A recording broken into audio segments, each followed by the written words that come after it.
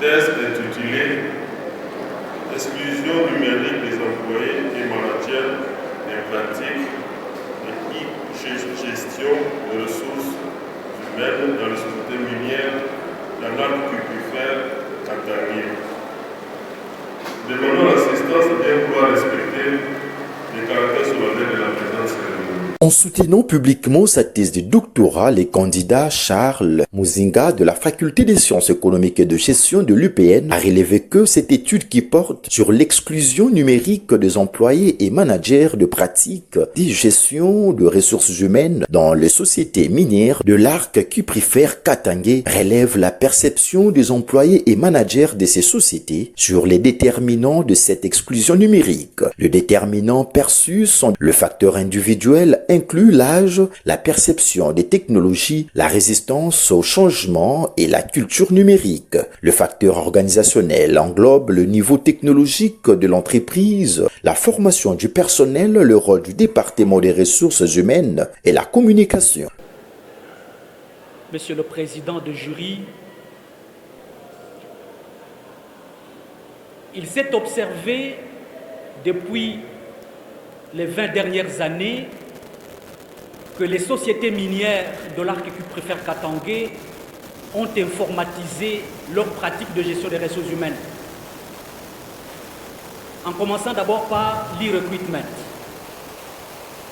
C'est une pratique qui consiste à ces entreprises de recruter les candidats à l'interne comme à l'externe via les réseaux sociaux, via le site web spécialisé ou le site web de l'entreprise elle-même.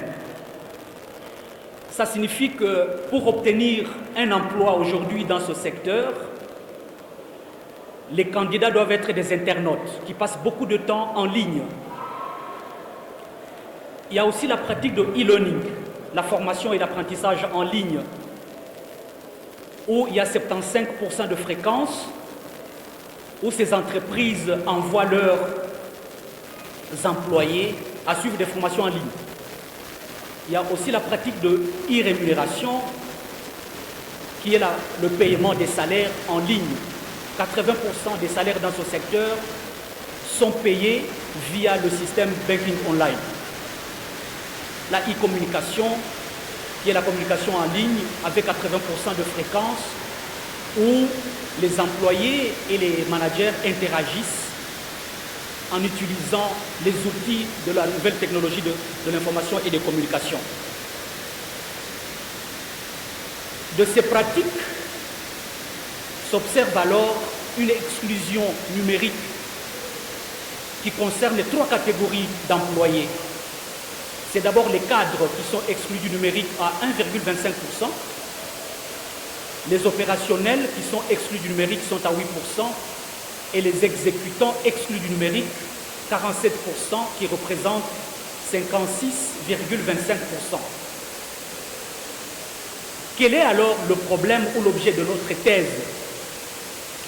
Il ressort que sur 33 037 employés des sociétés minières de l'ACK dans le Lualaba et le Haut-Katanga, 56,25% sont exclus des pratiques d'e-gestion des ressources humaines, alors que ces pratiques représentent plus de 70% des activités de gestion des ressources humaines dans ces sociétés. De ce qui précède, l'étude s'est fixé des objectifs. L'objectif principal de la thèse est de comprendre et d'analyser la perception des employés et des managers sur l'exclusion numérique des pratiques d'IGRH au sein des sociétés minières de l'arc cuprifère Katangé, mais aussi d'analyser les facteurs de l'exclusion numérique, de proposer des stratégies d'adoption inclusive, ainsi que de proposer un modèle d'inclusion numérique. En parcourant la revue de littérature, nous avons répertorié 3 théories qui nous ont permis d'expliquer le phénomène observé. Il s'agit de la théorie de la diffusion des innovations, la théorie de la structuration numérique et la théorie de la fracture numérique. Les auteurs qui ont émis ces théories ont identifié quelques variables comme l'adoption des utilisateurs, l'appropriation numérique, l'acceptation numérique, la résistance au changement, la structuration numérique, l'accès aux technologies ainsi que la fracture numérique, avec comme thématique centrale l'exclusion numérique. La théorie de la diffusion des innovations indique que les entreprises mobilisent des ressources matérielles, cognitives et sociales. Mais aussi, cette mobilisation entraîne une répartition inégalitaire des ressources dans l'entreprise. Et la théorie de la structuration numérique indique que les entreprises utilisent les nouvelles technologies de l'information et de communication, mais là-dedans, il y a des groupes sociaux qui maîtrisent ces NTIC le mieux possible et essaient d'influencer leur organisation.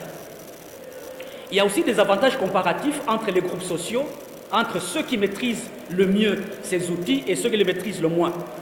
Et aussi une mise en marge de ceux qui ne les maîtrisent pas. Et la théorie de la fracture numérique indique que les inégalités sont surtout observées dans l'accès et l'utilisation des technologies de l'information, mais aussi l'exclusion numérique peut découler des disparités économiques, éducatives ou régionales qui empêchent certaines populations de bénéficier des avantages des technologies numériques.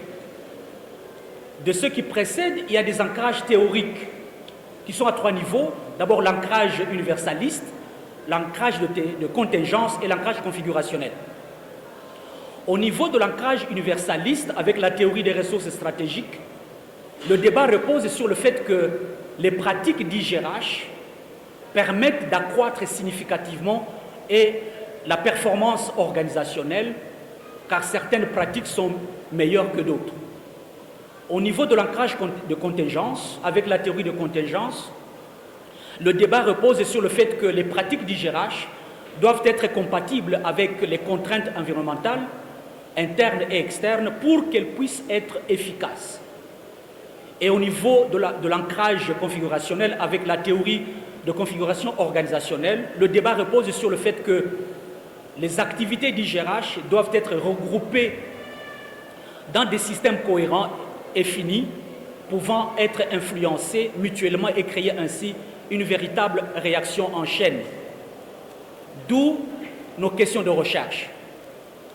La question centrale est que quelle est la perception des employés et managers sur l'exclusion numérique des pratiques d'IGRH dans les sociétés minières de l'arc-préfère Katangé? Quels sont les facteurs déterminant les effets d'exclusion numérique des pratiques d'IGRH dans les sociétés minières de la CK? Comment les sociétés minières peuvent-elles encourager une adoption plus inclusive des technologies numériques dans la gestion des ressources humaines? De nos questions de recherche découlent les propositions. La proposition principale indique que les facteurs individuels, organisationnels et sociétaux sont perçus comme déterminants de l'exclusion numérique de certains employés et managers des pratiques d'IGRH dans les sociétés minières de l'arc-préfère Katangé. De ces facteurs individuels, nous avons identifié l'âge, la hiérarchie, l'expertise en technologie de l'information et des communications, la résistance, le sexe et la culture employée. Des facteurs organisationnels, nous avons identifié la technologie, la formation, la fonction, les outils et l'implication. Et au niveau des facteurs sociétaux, nous avons l'éducation, l'accès, le coût, la culture de la population. Et pour la proposition en ce qui concerne l'adoption inclusive, une approche holistique et intégrée serait nécessaire pour prioriser la formation et la sensibilisation à tous les niveaux de l'organisation, assurer l'accessibilité des outils numériques en les rendant compatibles avec différents dispositifs, impliquer les employés et managers dans la sélection des outils pour garantir leur pertinence et leur acceptation. De ce qui précède, l'étude a utilisé une démarche méthodologique dont le positionnement épistémologique, c'est le pragmatisme. Et les méthodes, nous avons la méthode qualitative et abductive. À ce niveau ici, au niveau de la méthode qualitative, il y a eu des enquêtes qui ont été menées où nous avons collecté des opinions et des ressentis des employés et des managers. Et notre échantillon représentatif est de 39 sociétés minières avec 312 participants. Et pour les techniques de collecte des données, nous avons utilisé la technique documentaire et la technique d'entretien semi-directif où nous avons essayé de nous approcher davantage des participants. Et au niveau de l'analyse des données, nous avons utilisé l'analyse thématique avec le logiciel Irabutech. Le pragmatisme, en tant que notre positionnement épistémologique, c'est une voie qui combine la forme constructiviste et la forme interprétativiste, qui est aujourd'hui expérimentée dans le contexte africain. Tandis que la méthode abductive, c'est un mode de raisonnement qui consiste à inférer la cause la plus vraisemblable d'un fait observé en formulant une hypothèse de travail pour expliquer ce fait. C'est une méthode de formation d'hypothèse qui permet de passer des faits observés à une explication plausible, mais qui nécessite une vérification ultérieure par des données ou des expériences. Avec les outils numériques, donc aux pratiques d'IGH. Les facteurs sociétaux comprennent l'accès aux infrastructures numériques, les politiques publiques en faveur du numérique et l'inclusion dans le monde du travail. Les entretiens ont relevé le facteur le plus déterminant, notamment l'âge avancé, la position hiérarchique basse, une faible expertise antique et de thèmes émergents tels que la motivation des employés pour les technologies numériques, l'apprentissage continu pour ne citer que ça. De ces faits, a-t-il ajouté, un modèle d'inclusion numérique proposé mettant l'accent sur la formation et l'accompagnement, l'accessibilité des outils et des infrastructures, la communication et la sensibilisation, l'implication et la participation ainsi que la collaboration et les partenaires. Après évaluation et la délibération du jury à huis clos, l'impétrant Charles Muzinga a réussi avec la mention grande distinction. Procès verbal de proclamation des résultats de la soutenance publique de la thèse de doctorat, le jury chargé de procéder à l'organisation de l'épreuve doctorale en économie appliquée, orientation, gestion des ressources humaines, a examiné la thèse présentée par le candidat en vue de l'obtention du grade de docteur. Après délibération à huis clos, le jury a pris la décision suivante.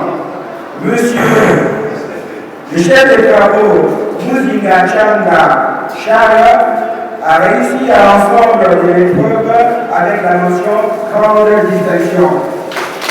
Nous, professeur ordinaire Yvon Dudébé Guillaume Massaïla, rectrice de l'Université de l'Afrique nationale, vu le procès verbal que je suis chargé de procéder pour l'examen de la dernière épreuve, en vue de l'obtention du grade de docteur en économie appliquée, orientation, gestion des ressources humaines, et messieurs Muzinga Changa Charles, établi de toutes les prescriptions de l'ordonnance loi numéro 85-012, divergente phase 1985, telle qui est modifiée à ce jour, relative à la cause des bases académiques de respectées, conférant au candidat précité les grades des docteurs en économie appliquée, orientation, gestion des ressources humaines.